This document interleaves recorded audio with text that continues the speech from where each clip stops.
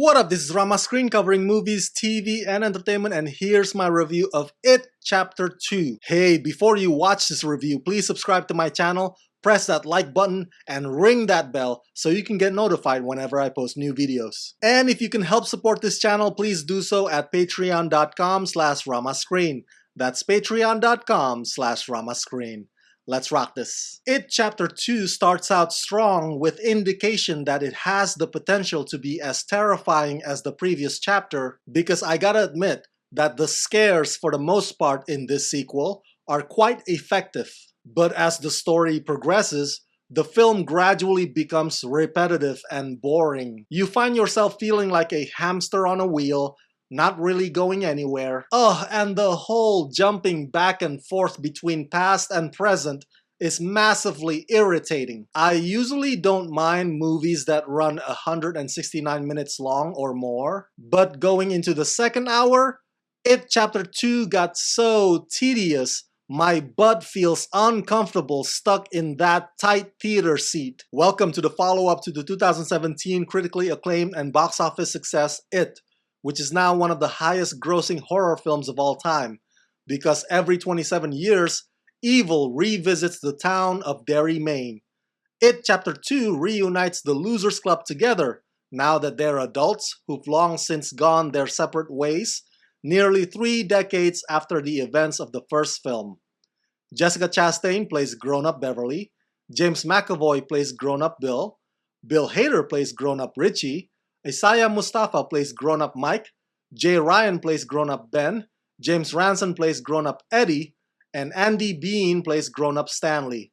And the actors who play the original members of the Losers Club also return for the flashback scenes, co-starring, of course, Bill Skarsgård as the iconic Pennywise. After the screening and after I tweeted my reaction, people told me, "Rama, that whole going back and forth between past and present routine was the same thing that was done on the 90s miniseries and in Stephen King's book." To that I say, okay, fine.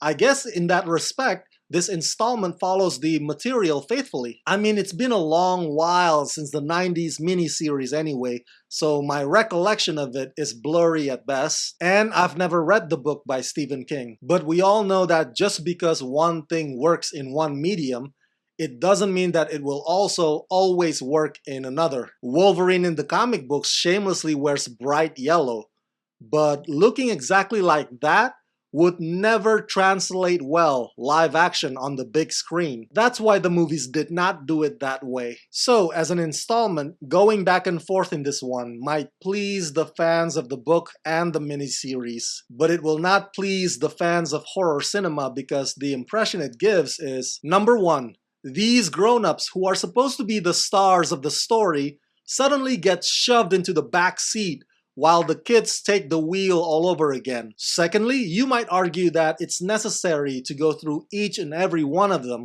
so that he or she can remember again what happened in the past. Yeah, but there's gotta be a more condensed way of applying that without forcing the movie to frequently come to a complete stop again and again just so you can see such and such past memory. I mean, each character also gets 2 flashback memories, which stretches the runtime even further, which is why I said earlier that the film becomes repetitive and tedious. It Chapter 2 overdoes it. And maybe it's just me, but with the exception of James McAvoy, who seems to be the lead while everybody else is supporting, I'm not convinced that the rest of the cast could pass as the adult versions of the kids from the first film. Appearance-wise, yes, they are perfect for their respective roles, with the red head and the nerdy glasses, but I just feel like there's a disconnect between Jessica's interpretation of Beverly and the way Sophia Lillis interprets Beverly. The same can also be said about Bill Hader compared to Finn Wolfhard, but that goes to the point earlier. Maybe because the script keeps pulling the timeline back to the kids, the adults are never really given the opportunity to really shine or to fully wrap their heads around their own characters. Well, at the very least, Bill Skarsgård is still reliable, but he doesn't have to do many tweaks, which is understandable because he's already already got the rhythm down pat, so why make unnecessary changes when it already works? The ending in the sequel wants to drive that emotional point home